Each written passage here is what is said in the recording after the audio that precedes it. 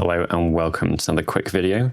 Today I'm going to be discussing contrast medium, probably giving a different interpretation of how to use it, which I think is very useful to how it's kind of advertised. And I think there's one very largely overlooked factor that you can use out of contrast medium in conjunction with your base color, which I'll be covering afterwards.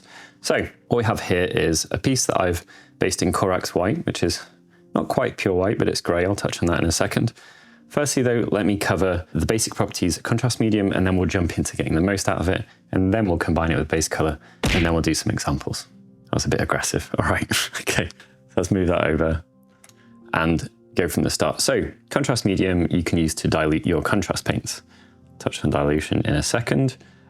What it's meant to do is it's meant to help your contrast flow into the recesses and flow off the raised areas while still leaving some on them. So it's never meant to take 100% of the contrast off your raised areas, but it is meant to promote the flow into the recesses of your models, helping you shade them conveniently in the way that contrast works. It's got increased binding, so it's meant to stick really well. Again, that stops it from washing all the way off the raised areas. It also is meant to make it harder for you to get bad, ugly looking behavior from it, although you always have to mop it up. I'm gonna make an extra note of that. This is so important, okay? This is one of the reasons why you should still use a good brush. Don't use a splayed brush because you can't control that ability to mop it up. Your brush can still have contrast in it and you can mop it by pressing in. If you're using a brush that behaves well, when you press in here, you'll create a vacuum in the middle that'll pull the paint up and it'll remove it off. Now, let's talk about the thing that it automatically does, but I think people do not understand the value of. That is dilution, okay? It's gonna make your paint softer. Now that kind of contradicts this, because it's going to make it less obvious in the recesses, but it is extremely important, which gets a love heart because it's important. Okay, dilution. So generally speaking, especially in this example, if you're starting from a whitish base coat, this color is closer to this color. So when we make this color softer using this lack of color, if you will, we're taking it closer to the base coat. The closer to the base coat your contrast is, the softer your end result will be, the easier mistakes will be hidden, and the more subtle your painting will look. This is extremely useful. You'll notice this is in our slap chop video. I use red over a slap chop base that was reddy brown, at least in the recesses, and we use that to our advantages. If I dilute our Imperial Fist with this contrast medium, it will make it softer, which makes it closer to this. Now, there is a very important other thing we can do to make it close to this, which is this could start from a very light yellow. That is huge. Instantly, if you do that, your painting will look smoother. Your stuff will look more yellow, which you have to be aware of. But if you're diluting with a contrast medium, you're kind of making it less yellow anyway. But this is a really nice way to balance things out and kind of harmonize stuff. And this is how you can choose which base coats to put under your contrast. Of course, you can still use it on a white base, but contrast medium is one way to take it closer to a white base. The other way is to change the base to closer to the color of your contrast. I'll explain more of that now. Your base is always going to have to be lighter than your contrast. So in this situation, you would want a yellow in highlight colorish like this, something with more white. More white is more bright. You need it to be brighter and lighter than the color that's going over it in order for it to behave like a contrast.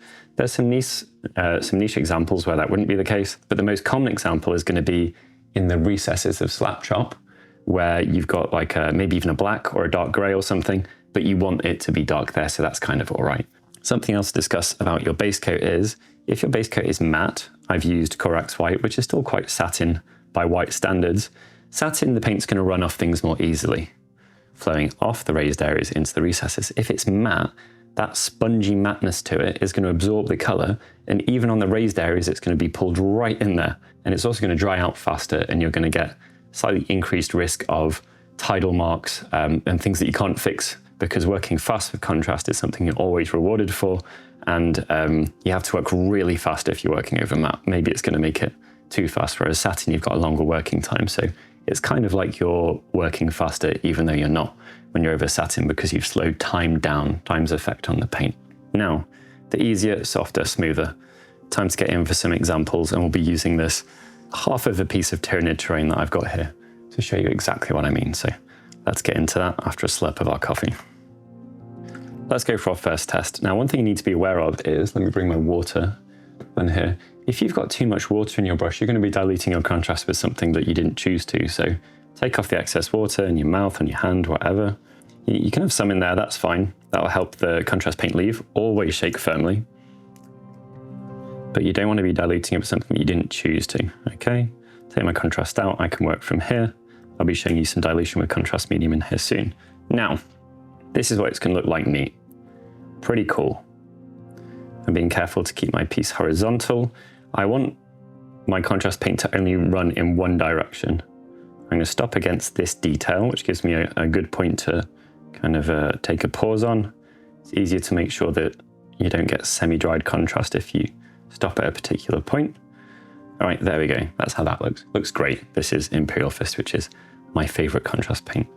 Now, what we can do, rinse the brush, so it'll tell me off for contamination. Take our contrast medium, and we're going to dump.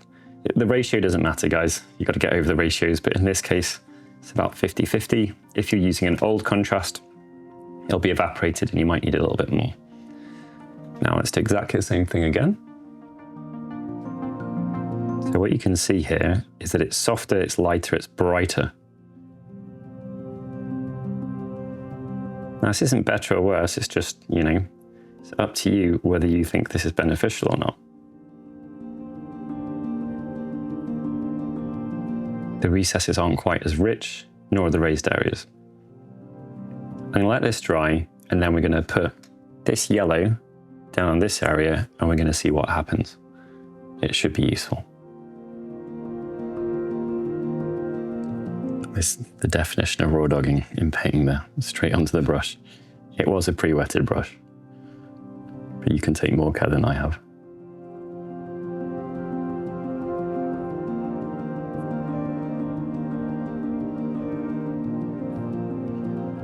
Getting some wet blending for free there. Absolutely not the aim, but you know. Okay, now we will let that dry. What a lovely color that is. All right, so we still have our diluted with contrast medium in our little pot, just as we had here. So let's see how different this looks. Obviously this is still a lighter color. Wow, so more yellow and more smooth. So it's warmer. It's a more subtle difference from the base coat, so it's looking smoother. And I think I'm probably having to use less contrast here as well.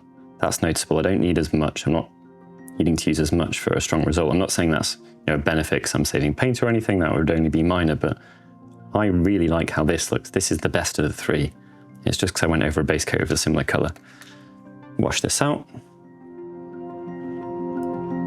Dry it off, otherwise it definitely wouldn't be close to neat contrast. It would be diluted with water, which would be sad.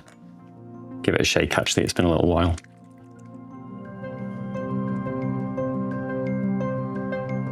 Okay, neat contrast medium, and we'll apply it in the same way that we did in the previous one. I'm imagining this is kind of going to be turbo yellow. Let's see. It is turbo orangey yellow. Imperial Fist's got a bit of orange in it. Wow, nuts. Anyone wanting to do lazy OSL, take note here. If I was using that green, is it Carandras green or something like that? I was doing it over a pastel green here, this would be looking nuts.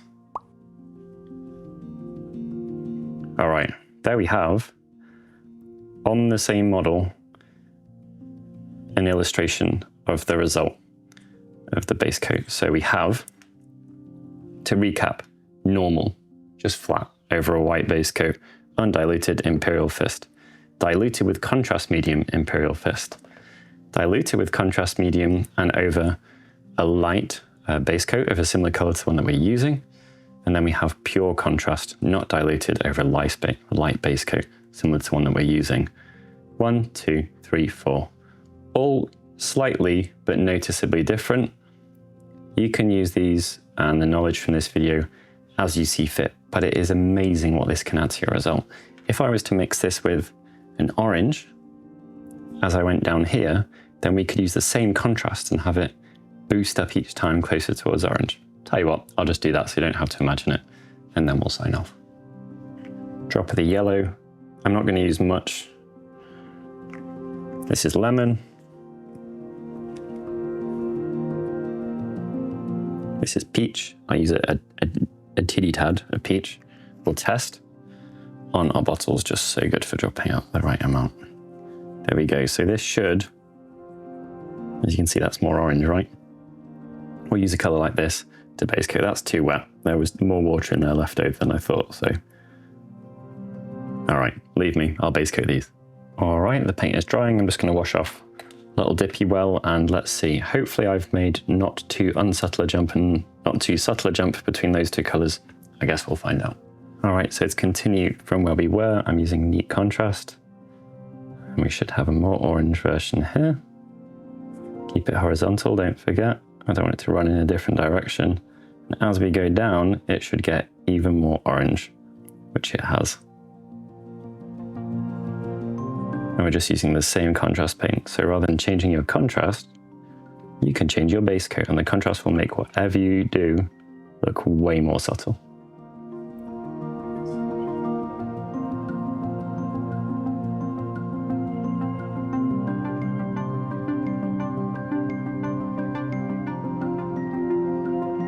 Right. And here we are. So you can see it's got more kind of soft while still getting warmer as we've increased how yellow the base coat was. We tried it diluted here. We've tried it neat here on a white base. And then neat getting more and more orange as we go. This is the really interesting zone for me. Let me know if you prefer one of these. Let me know if this is giving you any ideas. And I don't know, if you would like to see more examples of this played out with a pink base with some red or something like that, let us know that below. Whatever is the most popularly requested contrast related thing we will tackle with priority in a future video.